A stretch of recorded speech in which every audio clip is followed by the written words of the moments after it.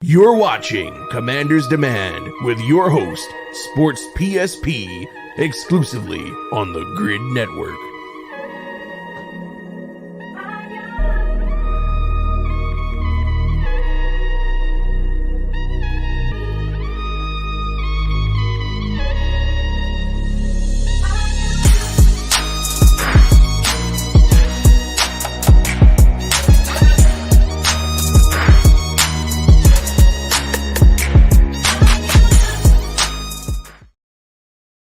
Hey, what's up, folks? It's your boy Sports PSP. Welcome to another episode of Commander's Demand. As you all know, folks, it's a podcast in which your boy Sports PSP discusses things, several things, a lot of things regarding the Washington Commanders. First and foremost, folks, hope everyone is enjoying a fantastic day, Friday Eve, one day before Friday. Football. Technically, football is back right now because while I'm podcasting, while I'm recording the podcast, there's a football game, preseason football game between the New York Jets and Cleveland Browns.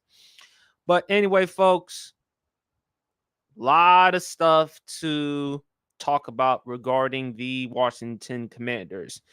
Today's name of the episode, Right Around the Corner. We're about a little over a month away of football. Can't wait. And of course, on the 11th, our first preseason game. I don't know who are we going to play for our first preseason game. I mean, someone in the comment section can leave that there. But first, folks, let's get to it. Let's talk about some of the NFL right here. The NFL's top 100.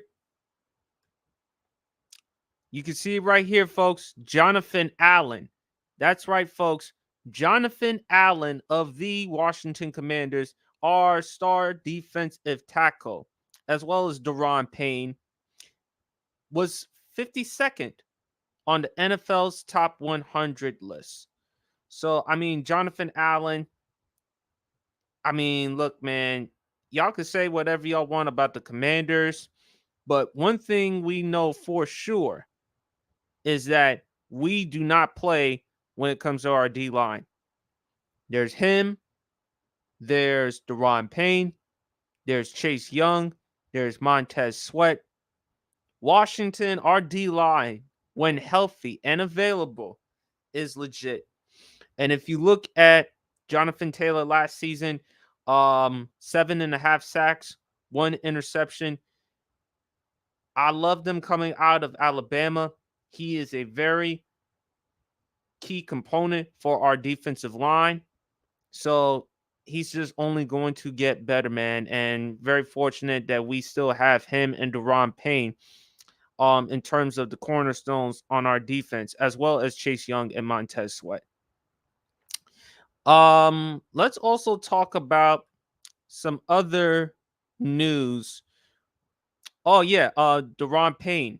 Speaking of Daron Payne, he has some big goals, some big expectations that he has for the Washington Commanders this upcoming season. Let me read you what he has to say. Sure.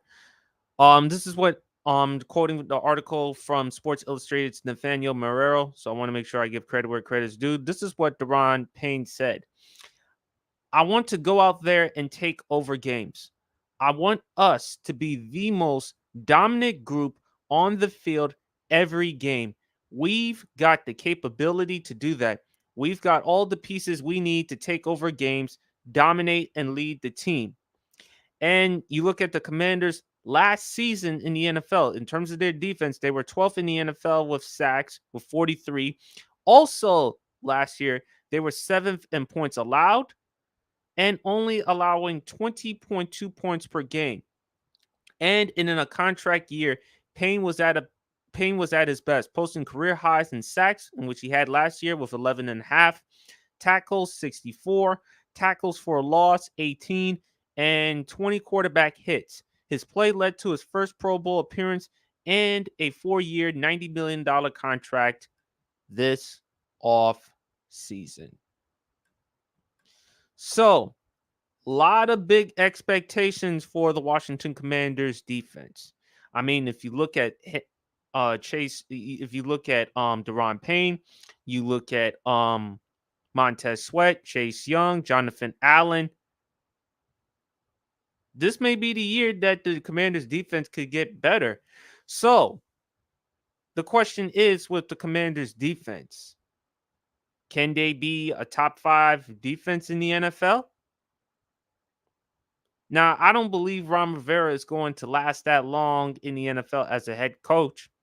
This may be his final days as a head coach because, of course, with the new ownership, Josh Harris, Magic Johnson, he may be out the front door.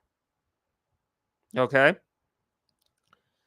But the Commanders, I think we could have the possibility of a top 5 defense if we have all of our players healthy, especially Chase Young.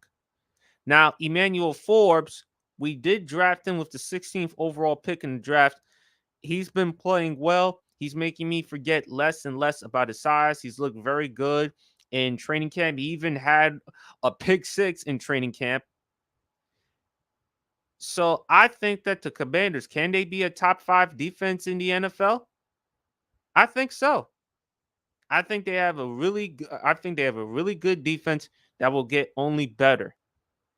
The only concerns is offensively, the offensive line, and of course the situation with Sam Howell. Even though Sam Howell, from what I've read and what I've heard, he's been great so far in terms of his play and as far as his character and in terms of his leadership.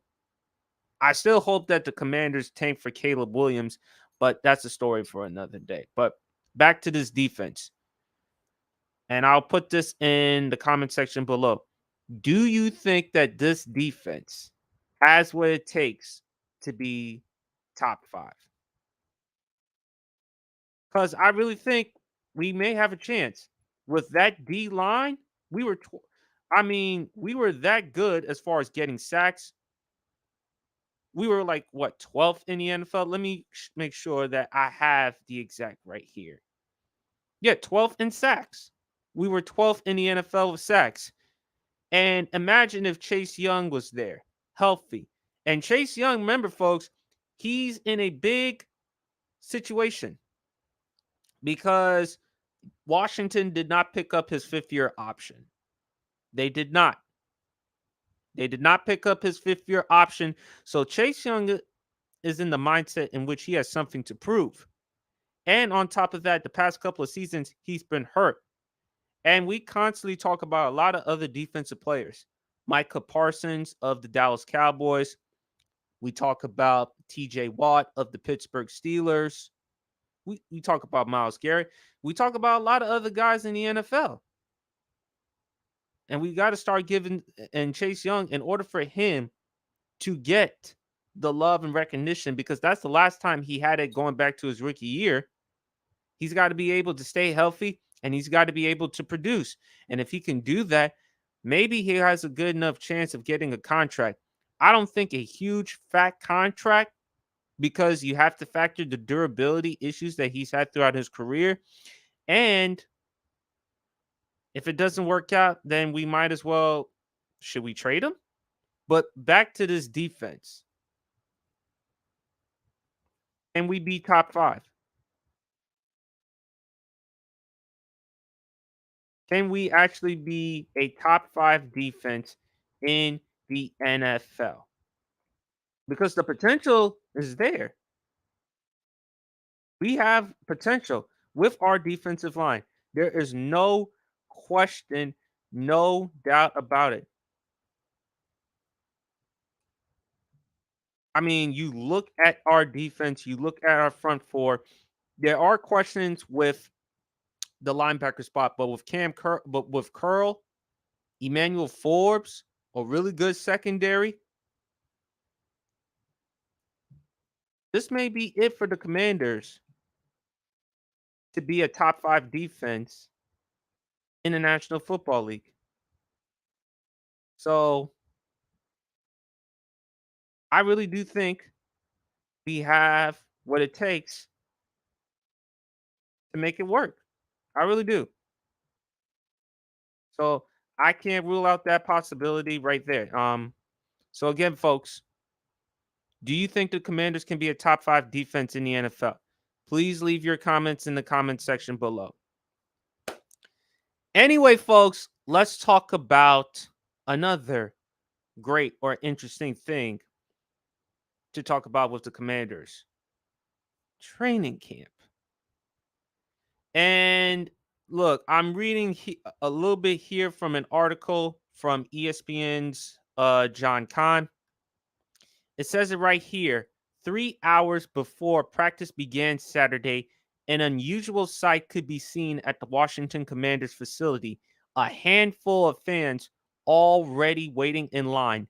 That handful turned into an estimated 10,000 fans, the highest number to watch a Washington practice in at least a decade.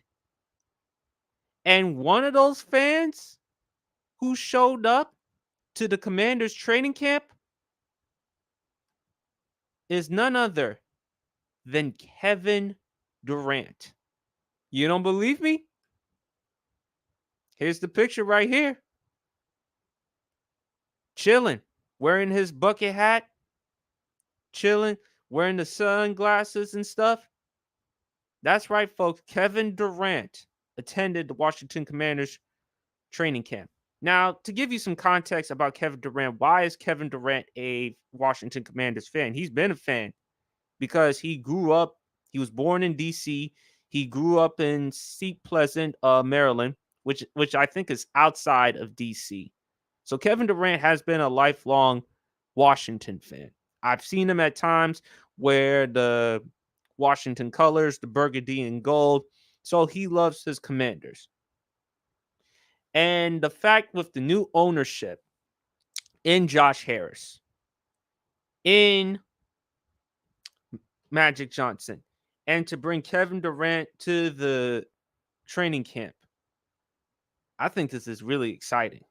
This is something really special. This is something what Commanders fans love to hear because we're changing the culture. Do you actually think for 1 second if Daniel Snyder was still the owner, there wouldn't be an estimated 10,000 fans there at training camp? Do you think Kevin Durant would have wasted his time to attend training camp? No, he probably too busy focusing on his game or going on Twitter or on burner accounts. But Kevin Durant came to the Commanders training camp. Kevin Durant, as well as to 10,000 fans who attended the training camp. This is beautiful and something wonderful for Commanders fans to listen and hear, because we are no longer with Dan Snyder, folks. I'm tired of talking about Dan Snyder.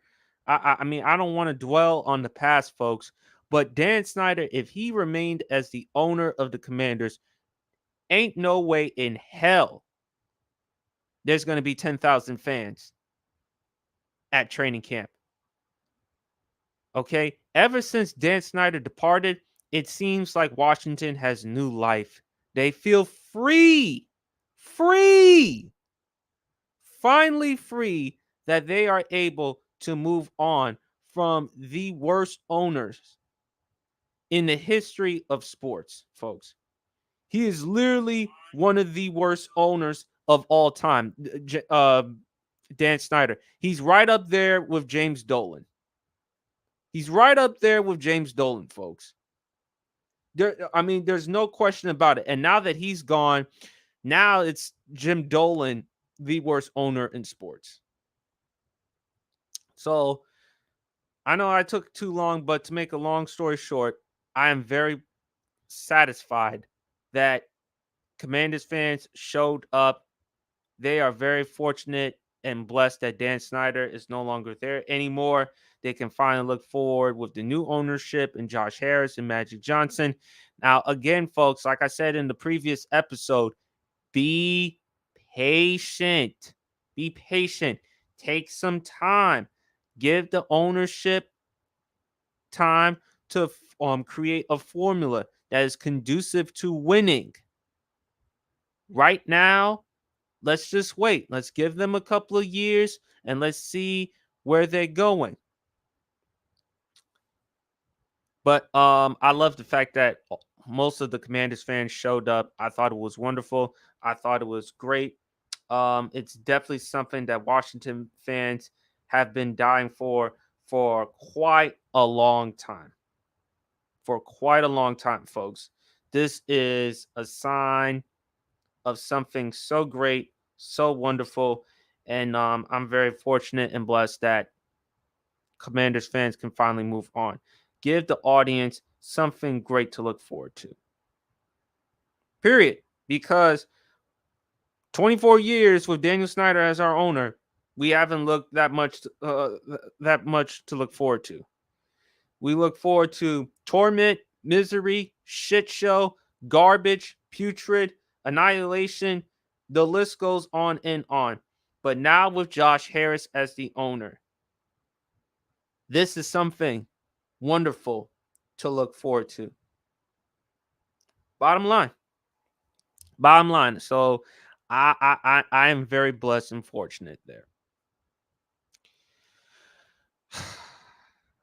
Unfortunately, folks, with the good, there comes the bad. There really comes some bad with the Washington Commanders. I'm reading a little bit from an article from Ian Van Roy of Sportskeeda. It says it right here. According to the change.org petition via GPA football, the petition has a goal of 50,000 signatures. What does that mean? What does that mean, folks? A petition of the Commanders going back to being called the Washington Redskins. It says it right here. According to the change.org petition via GPA football, the petition has a goal of 50,000 signatures. On July 31st at 7:26 p.m. Pacific Standard Time, the outlet noted that the petition was at 37,614 signatures. On August 1st, the number of signatures jumped to 40,192. At this rate, the 50,000 signatures goal will be a hit in a short time. But I'm reading a little bit here from the article from Sportskeeda. However, it is unclear what the petition intends to do once the goal is met. Of course, the plan is likely to present them to someone, but the question is who. And folks, I really thought very long and hard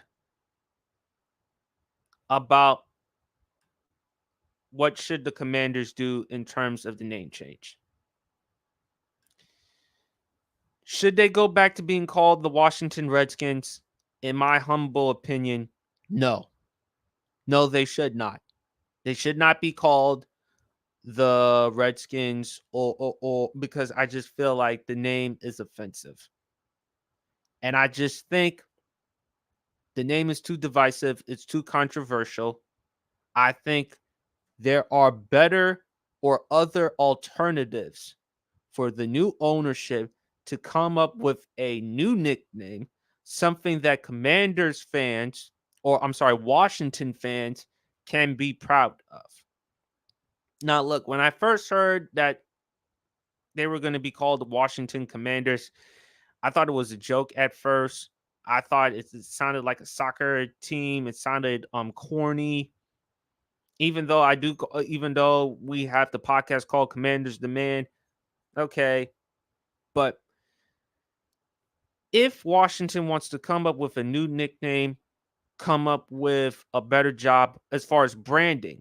Now, branding, changing, moving on from the Dan Snyder era, I agree there.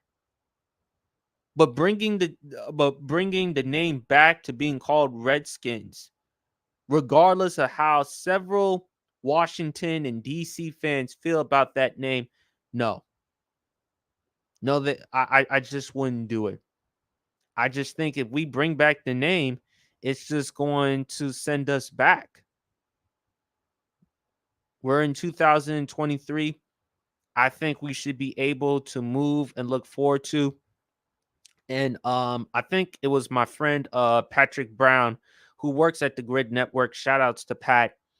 He suggested, I think it was either he or someone else who suggested that Washington should call themselves the Washington Red Tails.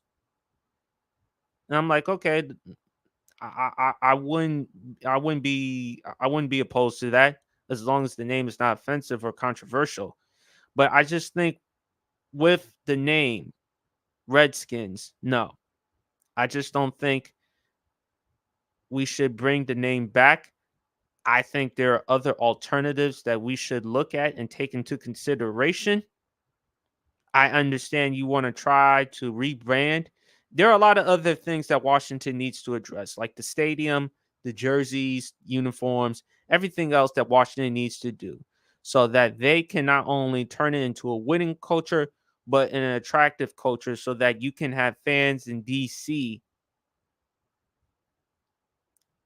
support this team. I would love to see Commanders bringing a football stadium to DC. That's what I would love more than anything else other than what they're other than bringing back the name Redskins. I would not consider it. I would not consider bringing the name back to being called Redskins. I just think it's too divisive. I just think it's too controversial.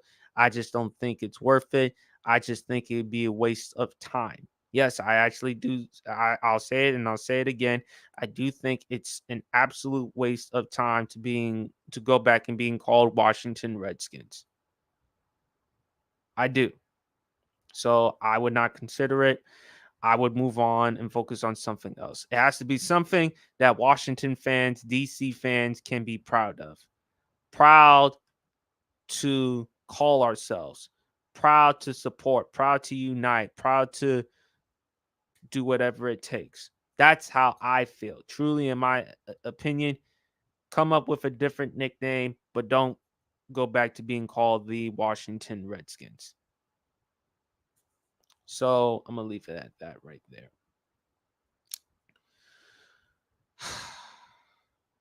Another unfortunate topic that I have to discuss is regarding one of the defensive players on the Washington Commanders. I did say earlier that Washington, I do think it has what it takes to be a very good defensive team, top 5 defense in the NFL, possibly because of the defensive line that we have with Ron Rivera still there, Emmanuel Forbes getting better and better in practice. But like I said, with the good comes with the bad. I gotta talk about one Jamin Davis. Recently, Jamin Davis, the linebacker of the Washington Commanders, he was found guilty by a Loudoun County District Court for reckless driving and was sentenced to 30 days in jail. In addition, Judge Stephen E. Sienkiewicz fined the Commanders linebacker and suspended his driver's license. As for Davis's appeal, it was reported that Davis asked for a jury trial before receiving a plea deal from the local attorney's office and that Davis would get 8 days in jail. However, the judge denied Davis's request. And it's not, and it goes even further. I'm reading a little bit here from an article from Sports Illustrated's Mike Fisher. This isn't the first time that Davis has had issues with the law. Authorities charged him with reckless driving in December of 2021. The crime that he was convicted for, it goes back to the spring of 2022 that Davis chose to drive. It says here that the judge noted that the player not only chose to drive 114 miles per hour in a 45 mile per hour zone on Loudoun County Parkway in the spring of 2022, however, that the area was densely populated at the time. And like I mentioned about Jamin Davis's history, his driving record is not clean. Ron Rivera, the head coach of the Washington Commanders, released a statement. He's going through the legal process. This is what he told the Washington Post. And we just got to be there and be supportive of him and understand that this is the legal process that he has to go through. So, what are my thoughts about the whole situation regarding Jamin Davis? It looks horrible. You know, he was found guilty. Judge rejected the plea deal, and it doesn't seem like to me the judge is not going to be too lenient on Jamin Davis. So he's going to have to suffer the consequences with the 30-day sentence, and I just don't see how Jamin Davis is going to pull it off. I really don't. I really do think that he is going to have to suffer the consequences. But again, he was found guilty, and he did put himself in this situation. And they definitely took into consideration his criminal history with regarding driving. So, not a great look for Jamin Davis. Not a great look for him at all. He has no one to blame but himself regarding this situation. It really looks bad. No, it really looks bad, and it doesn't seem like the judge is going to be on Jamin Davis's side. And I just don't see how Jamin Davis is going to handle this situation legally. So those are my thoughts regarding that. And unfortunately, folks, just when you thought it couldn't get any much worse, it did. I really didn't want to talk about this subject, you know, folks. I don't really like talking about these types of situations. Nevertheless, this is what it comes to. Some big news regarding the Commanders. Radio personality Don Geronimo, whose real name is Michael Source, as well as his co-host Crash Young, they were fired by iHeartMedia's WBIG-FM after making sexist remarks to female reporter Charla McBride, who works for WUSA TV 9. Geronimo called McBride, quote, Barbie girl, and assumed that McBride was a cheerleader. Now, once it was brought to the Commanders' attention, they barred the radio show. They barred them from the facilities the next day, and then let me see if I could find. And yes, after an internal review, Don Geronimo was fired. So, this is just really unfortunate news. And then, of course, there's the statement from Charla McBride. Let me read you her statement. In my 17 years as a professional journalist, I have never been disrespected in such a blatant manner while trying to do my job. Their words were sexist and misogynistic. No woman should experience this in the workplace, and I appreciate the Commander's swift response in handling this matter. Don Geronimo did release a statement yesterday on Twitter. Let me see if I can find that up, folks. Apologize, I'm still having some technical difficulties in my house. This is a statement. Last week, during my live radio show from the Commander's training camp, I used inappropriate words in a way that hurt someone. I deeply and sincerely apologize for the pain I caused WUSA sports reporter Charla McBride. As has been reported, I insensitively used the terms, quote, Barbie, quote, Barbie girl, and quote, chick, when talking about Miss McBride, a fellow broadcaster who I did not know know or recognize when she walked by our broadcast position. My attempts to be humorous and topical backfired, and I needlessly deprecated a professional colleague. I want to correct one inaccurate aspect of some media reports. Contrary to those reports, neither I nor my producer used the word quote tight to describe Miss McBride. Rather, my producer used the word quote tight, a common term in the broadcast world that refers to seamless production to describe a technical aspect of our show that day. The timing of it was unfortunately misconstrued and in some reports as part of my reference to Miss McBride. I have reached out to Miss McBride to apologize when she feels ready. I hope that we can have a conversation and that I will have the opportunity to reiterate my apology to her in person.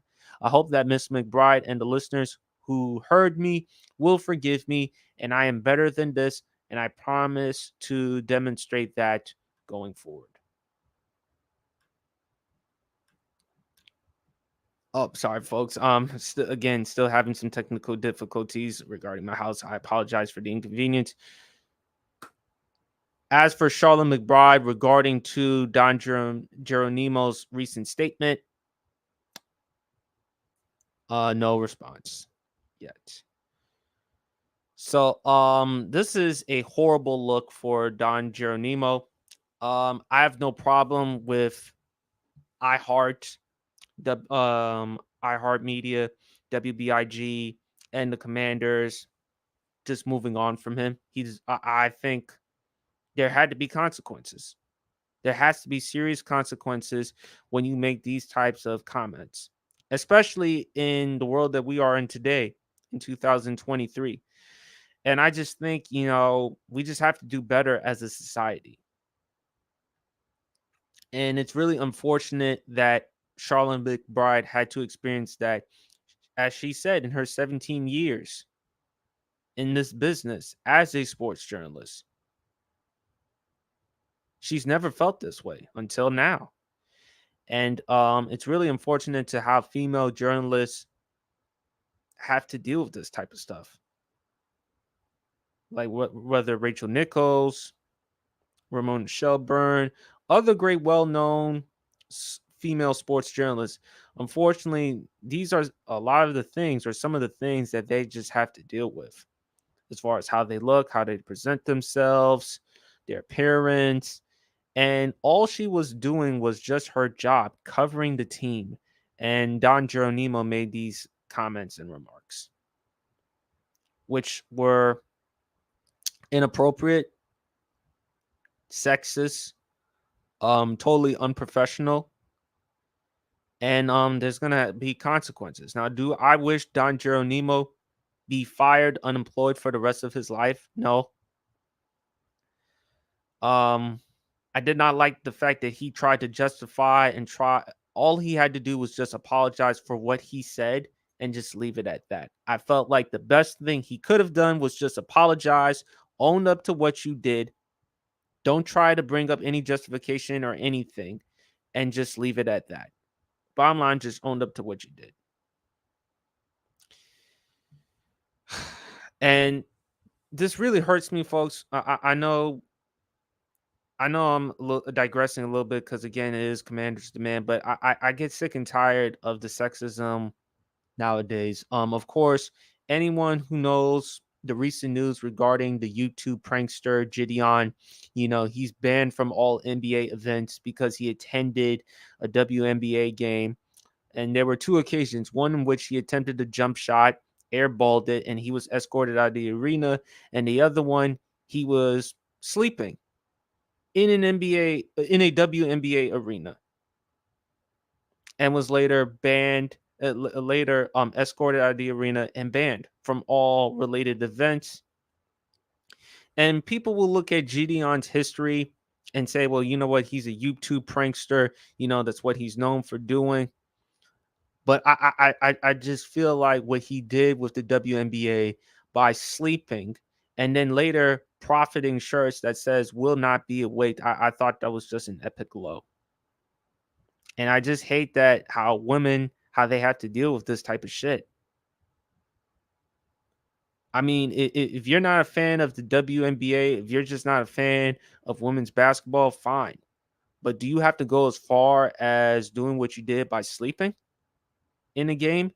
And as far as with Don Geronimo, why would you make those types of comments? This is during a live broadcast, and you're making these types of comments. Why? Like, why would you do that? Why would you put yourself in that situation? It just seems like to me people are not. I don't know. Maybe it's just me, folks. I feel like people nowadays are just not careful. And and sometimes, look, I say some crazy things too.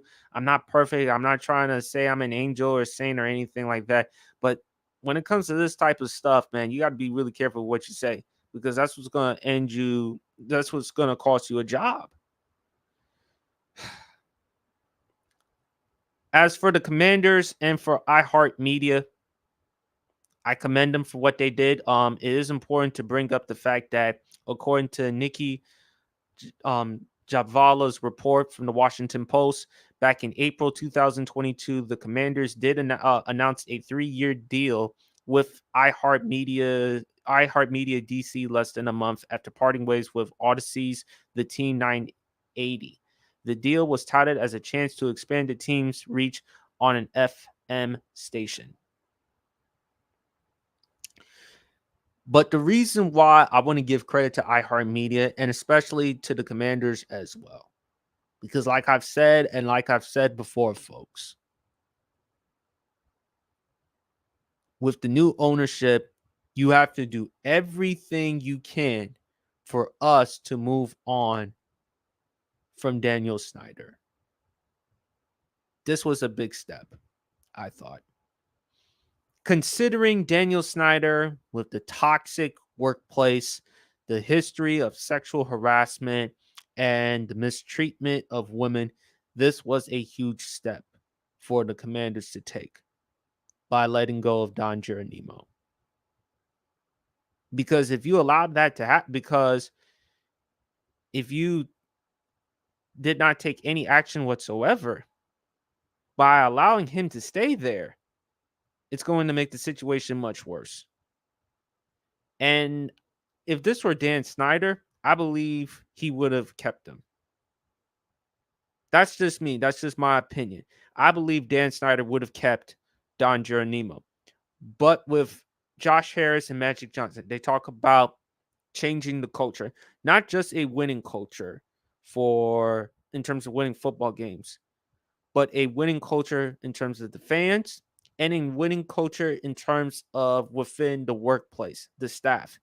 If you want to establish a culture that is conducive to winning, you have to change the culture. The things that were in the past will not be replicated and not be tolerated.